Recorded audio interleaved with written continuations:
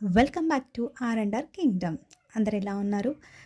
ఇవాళ మనము టమాటాల నువ్వుల పచ్చడి ఎలా చేసుకోవాలో చూద్దాం. దానికంటే ముందుగా ఇప్పటివరకు సబ్స్క్రైబ్ చేసుకోకపోతే దయచేసి సబ్స్క్రైబ్ చేసుకోండి. కొత్త ఛానల్ని సపోర్ట్ చేయండి. దీనికోసం టమాటాలని కట్ చేసి పెట్టుకోవాలండి మనము. దాని తర్వాత నువ్వులు ఉంటాయి కదా, నువ్వులను తీసుకొని వాటిని కూడా దూరగా వేయించి పెట్టుకోవాలి. దాని తర్వాత వాటిని మిక్సీ చేసి పక్కన పెట్టుకోండి.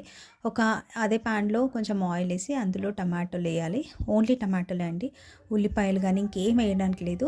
అందులో కొంచెం ఉప్పు వేసి కొంచెం సేపు మగ్గించుకోండి. అవి కరెక్ట్గా మగ్గిన తర్వాత అందులో కారం వేయండి.